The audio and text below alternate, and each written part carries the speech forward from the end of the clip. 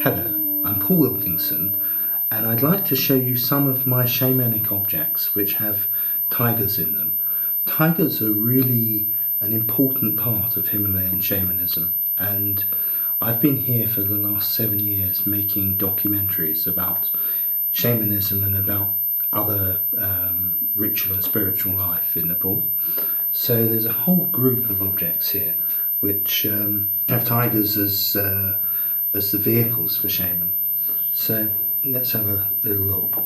So this is a Mugger shaman stall, and you see with the tiger on the front here. The shaman would sit on this, and the stalls are used as a way of anchoring the shaman into a particular energy, and also the person being healed often would sit on the stall as well. So it's a way of, he's sat on his vehicle when he's about to go into the sort of altered reality. So you can see here you have a shaman. I'm not sure what tradition this is from. I don't think it's Mugger. It could be Mugger, but I think it's probably Tamang. The flowers are from other rituals that I've been doing over the years. So you can see the shaman figure riding on the tiger's back. The tiger is often seen as a bridge between man and the other animals, and obviously it's valued for its power and its ferocity and its focus, its courage, its strength. And so I've got a lot of different things here with tigers related. This is a Mugger shaman mask made of bronze, quite old, probably several hundred years old. These would be used as a way of going into a particular energy for the shaman, and also when they're not directly in use, they'd be hung up on the tam or temple. So you can see we've got these two shaman figures here, but two tiger figures here, and above you've got lizards and scorpions, and then snakes for the naga, and fish for the underworld, two monkeys, and probably crabs on the top. So very, very interesting. And then these scorpions here either side of the eyes. So the positioning and the fact that it's got the triangular eyes and so on, all of that would have some sort of symbolic meaning. And the tigers, in this case, as a sort of a vehicle. Here's another wonderful tiger mask, very, very old, made of bronze, very heavy. And you can see the two ties here where, because it's so heavy, you'd need to wrap a piece of fabric around the head and hold it a little bit away from the face, and then you've got this fantastic, fierce looking mask, wild looking bronze mask. And then these two ties would carry the weight, distribute the weight a little bit better. And here's another wonderful tiger, also made of lost wax. So you can see they built the mask up with wax and then cut it, and then they burn the wax out, pour the metal in to the mould, burn the wax out, and then all these dots, possible this is a leopard instead of a tiger, all these dots are part of the offerings, part of a sort of ritual gift, and you can see the blessings are on the inside of the mask as well as the outside. So here you've got other Mugger shaman bronzes. So you've got the shaman with the long plaits inside this sort of like a temple doorway. Maybe these are nagas, maybe a decorative design. And the shaman with his mouth wide open and standing on the back of a tiger, or sitting on the back of a tiger with the stripes here. You see the long ponytail. So they quite often cut the front of the hair normal, and then, or short, and then they have a very long plait at the back, or long sort of dreadlock at the back. And there are two other figures here, the same sorts of things, extremely interesting, with multiple arms. So you've got this one's a leopard, but with the wonderful fangs, almost a human face, and the trident on the forehead, the nagas wrapping all the way around into a lotus at the top, and snakes on the shoulders coming up, and a conch and a knife in these two hands, and all the bells and things around, and malas around the neck. And you see the long plait coming down the back, and the nagas coming down. Absolutely wonderful figures, incredibly strong. And the same here, with 4 different arms, all holding different weapons, with a knife and a trishul and a flower, and this one holding the reins, and then this human faced with a big moustache on this strange human faced tiger with the stripes and the long plait down the back again. These are Mugger shaman from altarpieces from far west Nepal. And then we've got, this is a kami piece made of forged iron, with the shaman riding on the back of the tiger again. Really lovely. The kami are very famous for working in iron. Then here you've got a tiger's bone trumpet, which would, actually I'm not very skilled at playing, but they make the tremendous sort of wah! So that's calling into the spirit world, but also summoning the energy and the vitality of the tiger when they're doing it. So quite often the shaman will give, maybe a very senior shaman will donate their arm and leg bones, sometimes even their skulls, as ritual, to become ritual tools.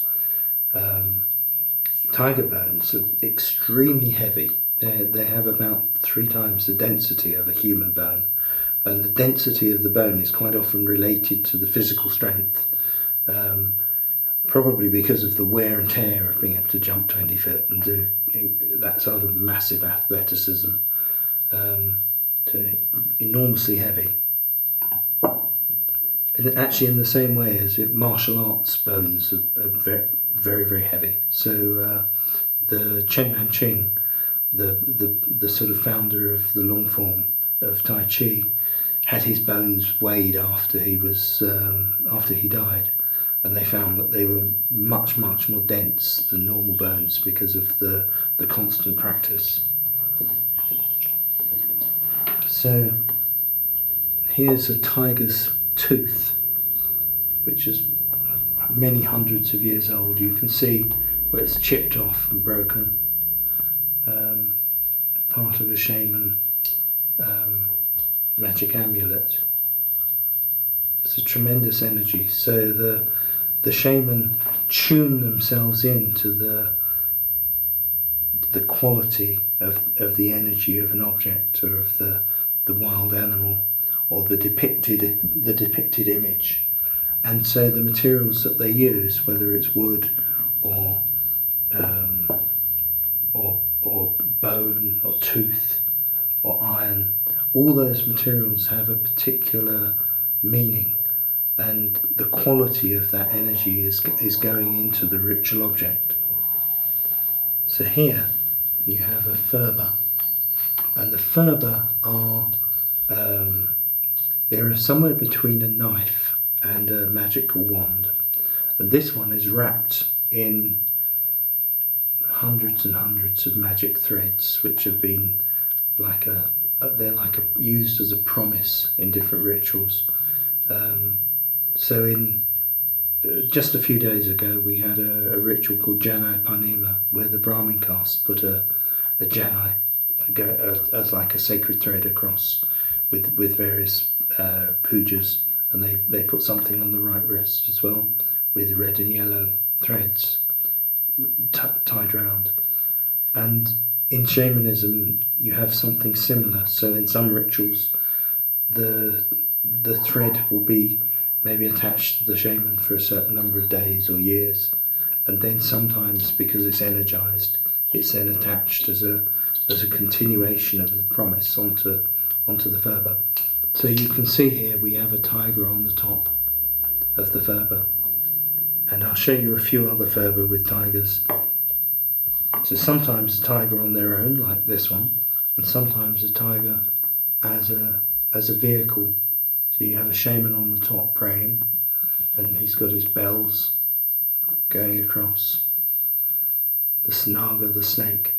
So you've got the triple world here, and past, present and future for the different sides, and the snakes coming up, the naga, and then an arrow with a bamboo, like a water pot, with a trident coming out the top, and a sun, and a moon, with plants and snakes coming up, and then this is like a thunderbolt, and the fabric is like a bridge from like a rainbow, and then you've got the gods here, and above the gods you've got the transformed spirit, the transformed vehicle. So the shaman now is journeying, and his vehicle in this case is a tiger. So the tiger is his protector, and he's summoned up that energy so he can go and do dangerous stuff. He can go and fight particular spirits, he can destroy his enemies, he can retrieve the knowledge of an illness whilst maybe wrestling it from the spirits. So they need that energy of the tiger to defend the shaman in these other worlds. So another tiger with this here, another tiger with the tail, and a huge amount of wrappings all the way around. Most of these fervours are actually fervour that I regularly use. And you've got symbols here like the bow and arrow pulled back.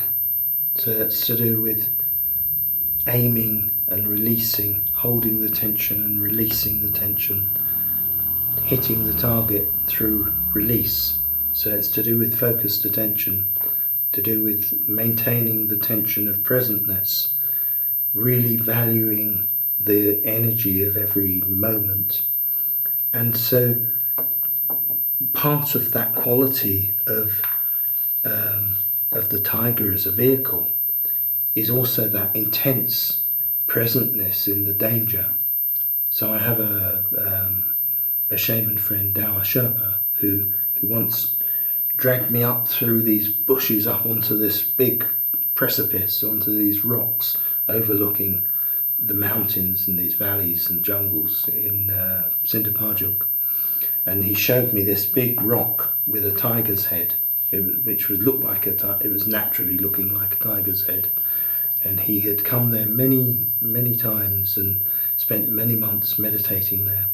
And we lit some incense, and he gave some offerings, and he poured some water there, and had little bits of powder, coloured powder, and we did these sort of blessings and pujas there. And he said, and over here in the jungle there's a female tiger that lives in the cave, in the jungle. And when I sat here many times this tiger came, but it didn't eat me, didn't harm me. So there's this wonderful connection with the nature, and with that quality of the presentness of life and death, really making sure that you value every moment, and also the quality of being innocent enough, pure enough not to be harmed. So there's that wonderful saying in the Tao Te Ching about the child having no place for harm to enter. There's no place for the tiger's claws to enter, or the rhino's horn to enter. And the shaman often talk about being as pure as milk or as light as a feather. So they're talking about the quality of the soul being in this empty presentness so that they can do their work, so they can give themselves to their gift, so they can be both empty enough to allow the unconscious energies of the gods and of nature to come in them and through them and work through them like a vehicle.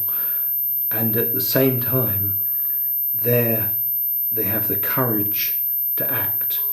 They have the bow and arrow is the tension of the drawn bow and the directness of the arrow released to hit its target, to fly to its target. So you don't run along with the tense arrow, you release the arrow.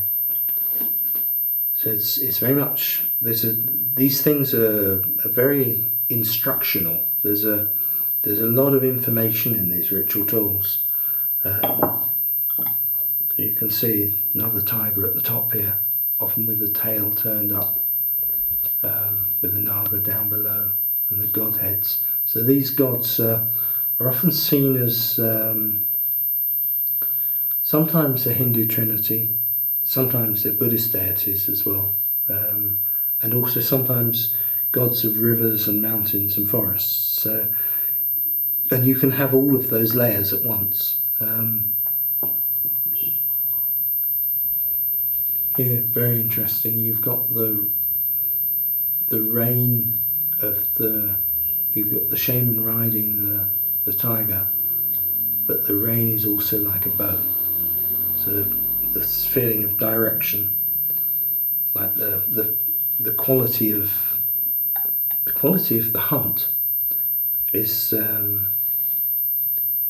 there's often that primordial quality of aiming at something, focusing one's attention, focusing one's energy, is very very present in a lot of shamanic work, just as it is with a lot of creative work. You've got that paradox of aiming, of intense attention and openness. At the same time, you have to be open to allow yourself to receive the energy, so that you're transcending your own skill, you're transcending your own knowledge.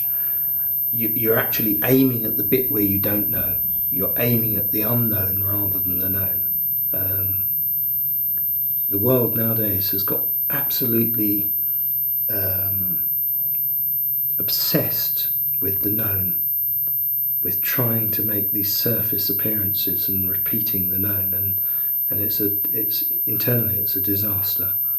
All newness, all life happens in the unknown. If you try to approach life through the known, you need both. You need a balance of the known and the unknown. But if you try and approach the future from the past, it's like driving with your head looking backwards. It really you need to be present, and you need to value every single moment. So yeah, and this is more of a Tibetan style, with the tiger or lion on the top here, with a makara, like a composite animal of elephant and tiger and crocodile, and the same format though, with the naga at the bottom, the vajra here for the infinite power, unlimited power, the gods, and then the transformative vehicle, and then I'll show you with the drum as well. So this is very interesting because you've got the tiger here inside the snake mouth, appearing from inside, almost looks South American. And you have Ganesh as the first shaman here, and then the tiger with his paws are actually snakes as well, so you've got his paws wrapped around. So they quite often stylistically you'll have one thing turning into another thing, so you can read it in 2 or 3 different ways at once. But absolutely truly wonderful. And then this is a vehicle in the same way as this is a vehicle and this is a vehicle.